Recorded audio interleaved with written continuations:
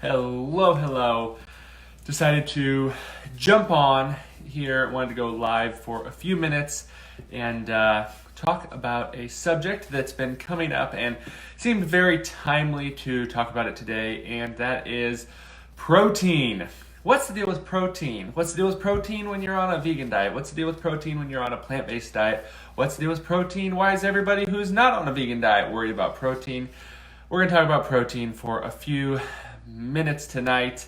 I'll say this was spurred by, we were at a class, we'll say that, for Dr. Miller and myself, preparing for baby to come, a birthing class, and the topic of protein comes up, and nobody knows necessarily my background or I guess what I would know, or the fact that I've wrote a book about diet and dietary things, and but we're talking about building a healthy body and what's going to produce a healthy baby, and the biggest thing that's talked about is there was two things that we that was spoke about. It was, you got to cut out all the carbohydrates, and two, you've got to increase protein, and you can't eat enough protein, and unfortunately that's the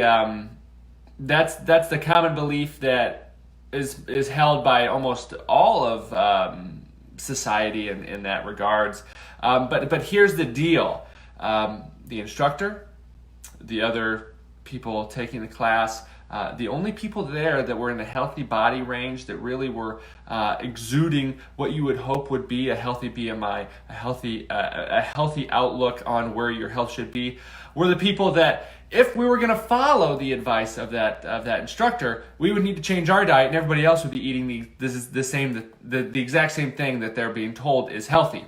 Well, we're the only healthy ones there. So we're going to talk a little bit about protein today. That's what got me going. Sorry, guys, I got a little tiffed at it. So we are going to read an excerpt from my new book, The Plant-Based Diet for Beginners. We cover everything. The first third of the book is really about what is a plant-based diet, how does it treat, and how is it effective for different chronic diseases that are plaguing the modern world, things like heart disease, type 2 diabetes, obesity. We talk about where do you get your protein from, where do you get your energy from, what type of vitamins and minerals. Spoiler alert, we keep it really simple because it's a plant-based diet for beginners. It doesn't need to be that hard. But here we go. We're going to read an excerpt from the new book.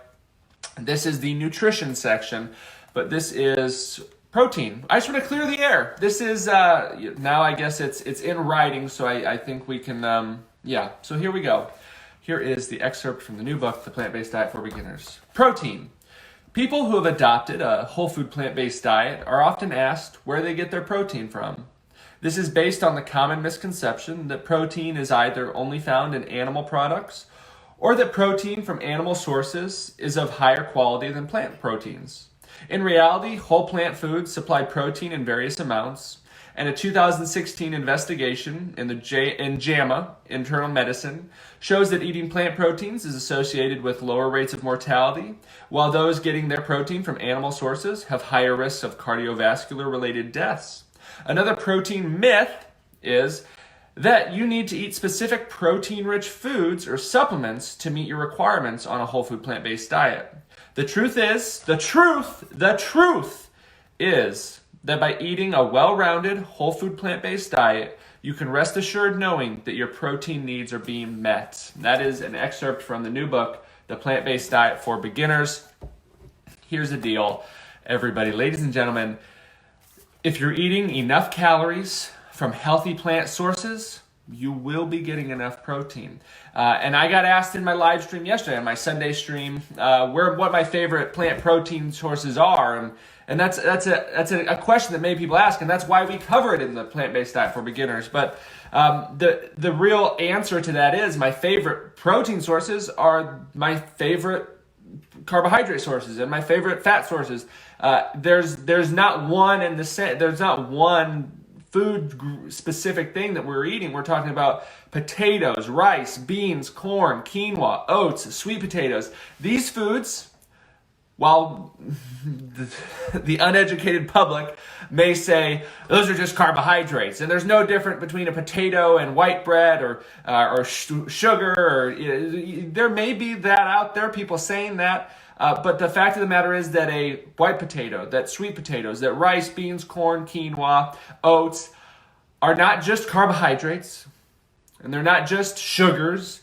But that's where you're also going to get your protein from. That's also where you're going to get your fiber from. That's also where you're going to get your healthy plant available fat from in the perfect amount that nature intended you to get it in. So we're talking about potatoes, rice, beans, corn, quinoa. These foods are going to be somewhere around 75 to 85% carbohydrates, somewhere around 8 to 12% fat. And then we're talking about 10 to 15% protein, maybe 20% protein, depending on what foods you're eating. If you're eating a lot of legumes, that's going to go up.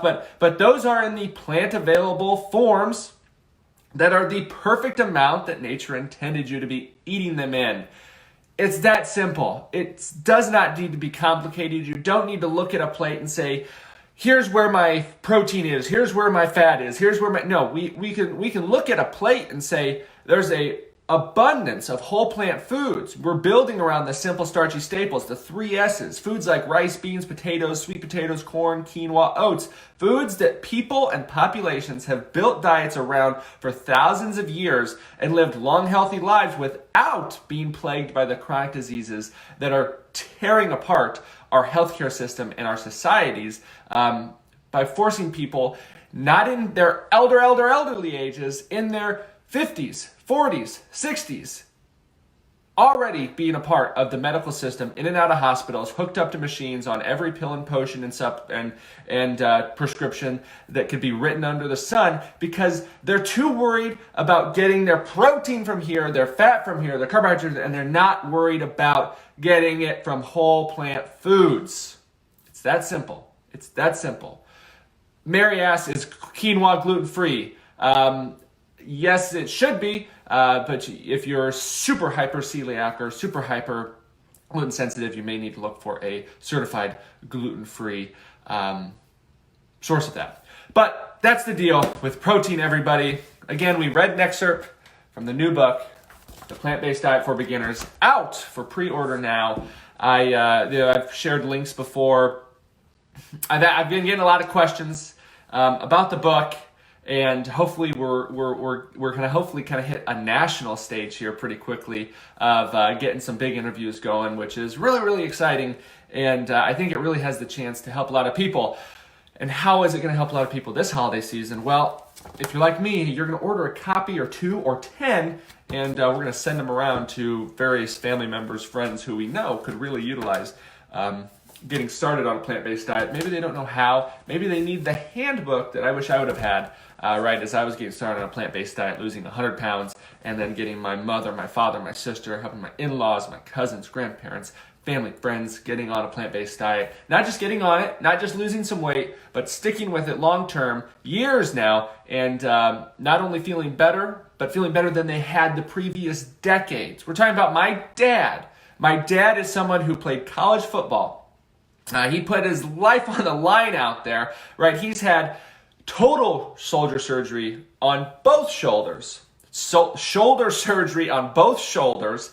He's had reconstructed knees on both knees, and I'm not saying that, hey, you should follow in those footsteps and try to play college football, because guess what? I did, and I broke my back. So, the buck stops there. But someone who was a high-level athlete, playing college football at the highest level, someone who is a super active person, big, burly guy, and then has all these football injuries, and he goes from 20 years old to 60, right? We're rounding numbers a little bit there, but 20 to 60 And he had he had energy, and he was one of the most active people I know, but he would always be sore. His knees would always hurt him, his shoulders would hurt him. He'd come home at the end of the day, pass out on the couch, and just look like a zombie because he was just aches and pains. And then, he was eating his burritos filled with ground beef and sour cream and cheese and looked like Santa Claus with a bloated stomach after dinner every day. And I did the same. I would, as I was getting older, I'd eat the same things he did, and we'd both sit on the couch, passed out half dead because the foods we were eating. But he gets, but here's where it comes into fruition. He has one of his reconstructed knees, many of you know this story, one of his reconstructed knees gets an infection in it. And that very knee had an infection 3 years previous, 3 or 4 years. It was 3 years previous to when this recent infection happened. And this was, coming up on, if we're talking about December, it'd be 3 Decembers ago, or 2019, so 2017, that time of year. And the doctors tell him, we're going to need to amputate your leg because the infection is so bad, we're worried that it's going to spread. And if it spreads, we're not talking about losing a leg, we're talking about losing a life. And that is pretty serious stuff. I'm in Nebraska. Again, many of you know this story. In Nebraska with Dr. Miller. She's getting her PhD. I had graduated from undergrad, working a full-time job in the field that I really enjoyed, but made the decision that, hey, Mom and Dad know that I'm eating a plant-based diet. They know my sister Gracie is eating a plant-based diet. They know we're doing this. They see it, but they're just not able to take what we're telling them and how we're doing it and make it applicable. And guess what? It's gotten to the point where Dad's about to lose his leg. Mom's trying to get her health in order, and all these things are happening. And so go home, quit the job, go home, and get my parents on a whole food plant-based diet. I'm with I said I'll quit the job. I'll be apart from Dr. Miller for some months with two stipulations. That is that you're going to allow me to cook every single meal while I'm in your home, because guess what? It wasn't like I was just happy to be back in the old parents' casa. It was a trip with a mission. So I'm gonna cook every meal, and then second, you're gonna eat every single meal that I eat, and you're not gonna eat anything else, because I'm not coming home cooking plant-based foods for you to go out and get a bunch of junk at the local restaurant, or go destroy your health 2 days a week while I'm cooking all 5. So those were the two stipulations. Long story short, 5 months later, Dad's down 50 pounds, Mom's lost weight, Dad is able to save his leg, right? It wasn't just the diet. He was on an antibiotic. He had a PICC line in going directly in, and there was other factors at bay, but the doctors were pretty much dead set on the fact that they were going to have to amputate his leg, able to save that. Fast forward 2 more Christmases now where we're at going into the holiday season. Dad's still down 75 pounds. Mom's down, I think, 60, 70 pounds. And guess what? You talk to my dad, and some of you may know him. I guess many of you probably don't, but you talk to him and he'll tell you point blank that he is a 65-year-old man and he has not felt this great in 4 decades. 4 decades! You go 40, it's sad to think that you could go 40 years feeling fat, sick, overweight, aches and pains, and feeling like you can't do anything about it. Your just body's falling apart on you, and then you wake up, or you're woken up by your son, I guess, and who says, "We're doing this. We're eating plant-based. I lost 100 pounds. I regained my health. I got my back which was broken, back in order, and we're doing the same thing for you, Dad." And we get to and you can wake up that day and you're on a new path. Whether you're 65, 25, 15, 43, 37, I'm trying to catch all the decades here, 102, it doesn't matter. It is effective for all, and it doesn't matter what stage you're in. When you're on a plant-based diet, and you're a beginner, there's simple tricks there's simple habits to form that can really make a big difference. One of being that always keep the cooked staples around, so you're never more than a few minutes away from a cooked, ready to eat, healthy plant-based meal. So we always have a pot of cooked rice in the fridge. We always have a bunch of baked potatoes and sweet potatoes that I've baked, let them cool, thrown them in the fridge. We're good for the week. And I know I've been getting a lot of, I've been talking about it and talking about it and talking about it, but I've been getting a lot of you all who have said, hey, I took the bait or whatever, and I decided to go and try to bake off 15 pounds of potatoes in my oven on Sunday or on Saturday or whenever during the week, and I love it. I've got a full fridge full of potatoes. I don't have to worry about cooking anything. All I have to do is just grab it, eat it cold, or throw it in the toaster oven, throw it in the microwave, throw it on the stovetop, and I'm ready to go. That is something that will completely change the fact that if you're having trouble on a plant-based diet, making it stick, if you're having trouble figuring your ways out in it, just by cooking and having those ready to heat and eat staples in your fridge and in your pantry ready to go will be a game changer for you. It will completely get you on the right track. And that's something that we cover in the book, I guess I'll say.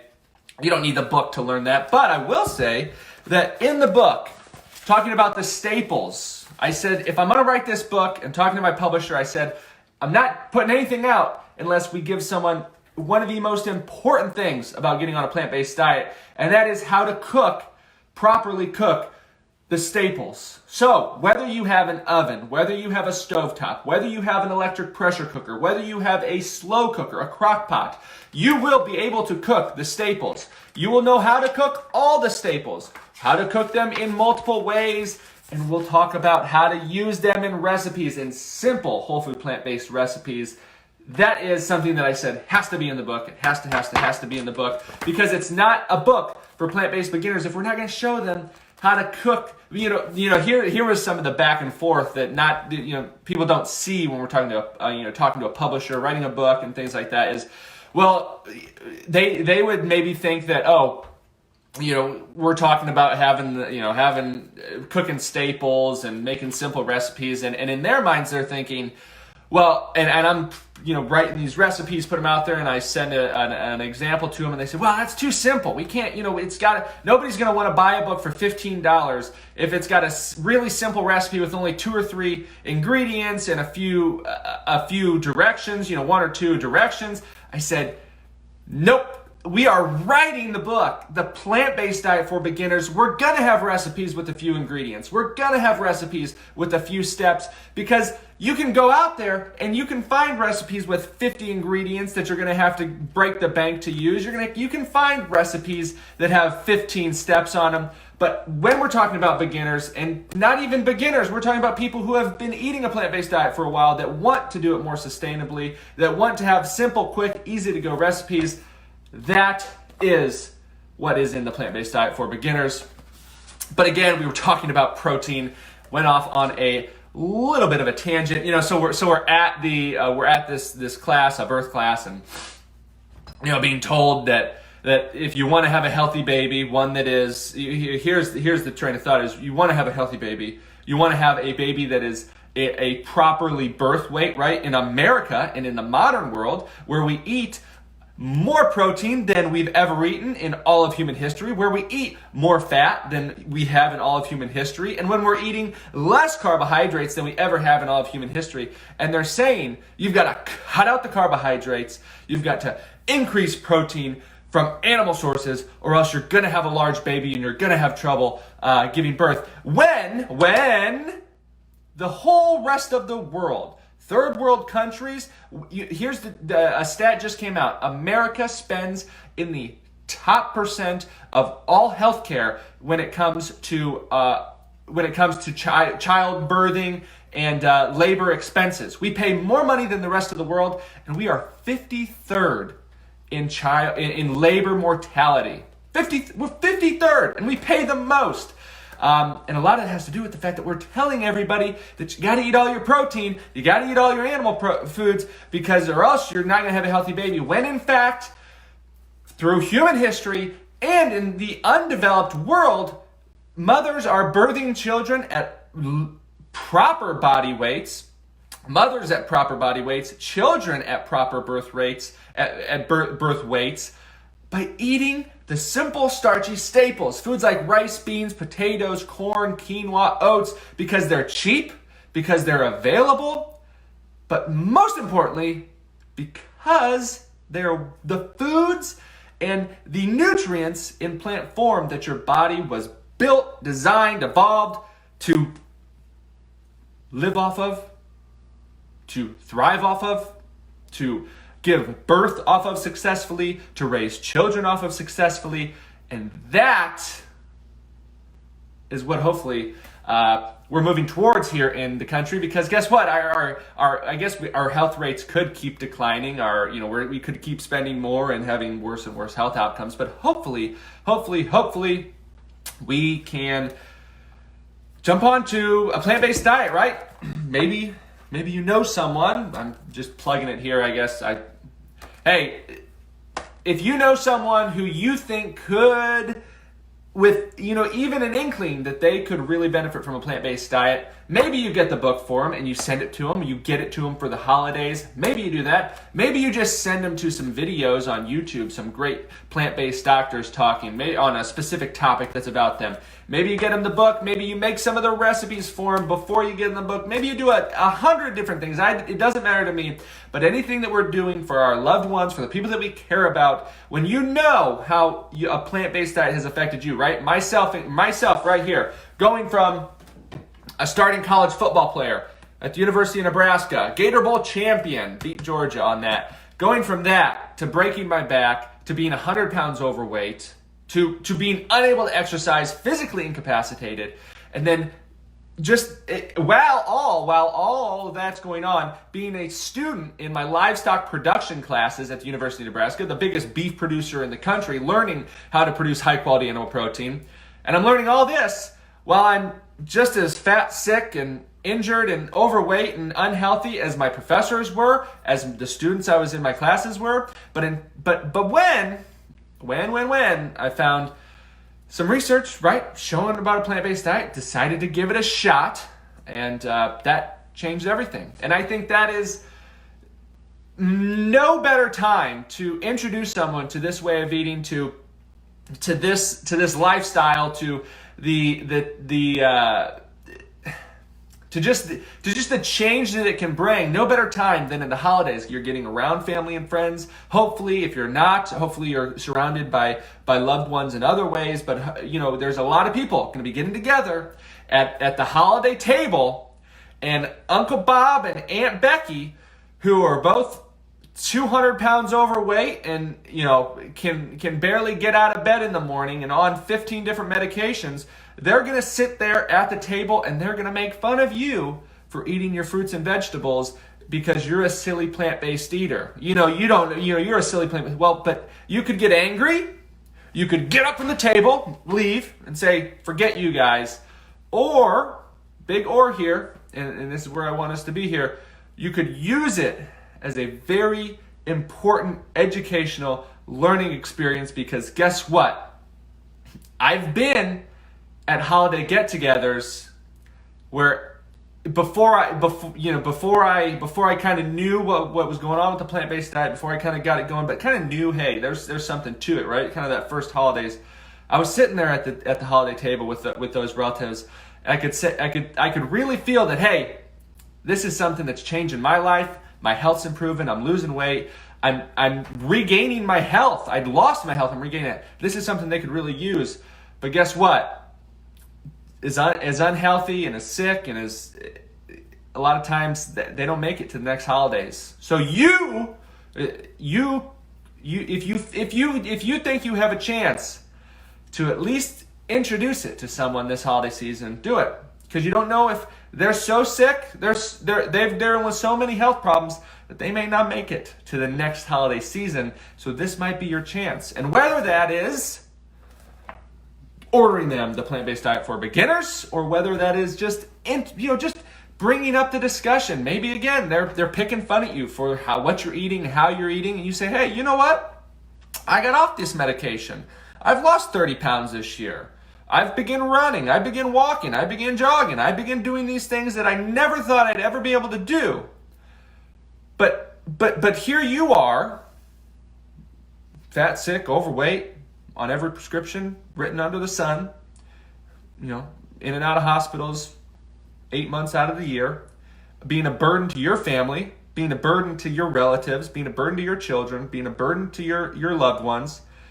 And I'm here saying that you could change all of that by just making a switch to what you're putting in your mouth and on your plate 3 times a day.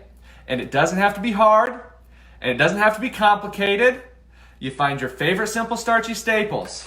You figure out how you're going to cook them. You figure out, after you find your favorite way to cook that potato, to cook those oats, to cook the sweet potatoes, to cook the beans, you figured out how to cook them, and then we figure out simple ways to prepare them, simple recipes to include them in, and then we keep it running and keep it rolling. And then we add some fruits and vegetables, and guess what? You wake up 3 years down the line, you've lost that excess weight, you've regained your health, you're off those medications, you're no longer a burden to yourself, to society, and to your loved ones. And most importantly, you've regained health that maybe you lost 10, 20, 15, 30, 50 years ago, 40 years ago in the case of my dad, right? So that is what I'd like to leave you all with today. Again, we started talking with protein. I read an excerpt. I'll read it again because I think it is important for us all to have. Again, this is an excerpt from the Plant-Based Diet for Beginners in the section on nutrition. The book goes into detail on pretty much everything that you might have a question on beginning a plant-based diet, that your loved ones may have a question on, that you might feel maybe, hey, they're going to hear it from me, or maybe I may not be able to vocalize it quite right. So here we go. Protein. People who have adopted a whole food plant-based diet are often asked where they get their protein. This is based on the common misconception that protein is either only found in animal products or that protein from animal sources is of higher quality than plant proteins. In reality, whole plant foods supply protein in various amounts, and a 2016 investigation in JAMA, Internal Medicine, shows that eating plant proteins is associated with lower risks of cardiovascular-related deaths. Another protein myth is that you need to eat specific protein-rich foods or supplements to meet your requirements on a whole food plant-based diet. The truth is that by eating a well-rounded whole food plant-based diet, you can rest assured knowing your protein needs are being met. Your protein needs are going to be met. You're not going to waste away. Our hospitals are not overflowing. Our ER rooms are not overflowing with protein-deficient vegans and plant-based eaters. It's an irrational fear. If you're eating enough calories, a calorie-sufficient diet, if you're a male or female who needs 1,500 to 1,800 calories a day, if you're eating that many calories from whole plant foods, not potions and pills and supplements, whole plant foods, potatoes, rice, beans, fruits, vegetables, oats, quinoa, corn, foods that you enjoy to eat already, if you're eating enough calories from those foods, you are going to be getting enough protein. And that is what we're leaving with everybody here today. Thank you so much for tuning in. It's been a long day, an enjoyable day. I think I'm going to tune in and maybe do some lives every night here leading up to the release of the new book, just covering different topics in the book. If you think that that's a good idea or you might enjoy that, let me know. Because if nobody wants me to do it, then of course I won't. I might still do it just to entertain myself. But hey, everybody, thank you so much for tuning in. The holidays are coming up. If you haven't heard it already, I love you. I hope you've had a wonderful day. Let's really have a great week. Let's change our own lives and our own health. But more importantly, in my mind, let's change our own lives and our own health so that we can lead and be an influence to our loved ones to help them change their own health for the better. With that, I'm leaving you on it. I love you guys. I hope you have a wonderful night. Plant-Based Diet for Beginners, out for pre-order now. Let's change some lives this holiday season. I am Plant-Based Gabriel, and I will see you very, very soon.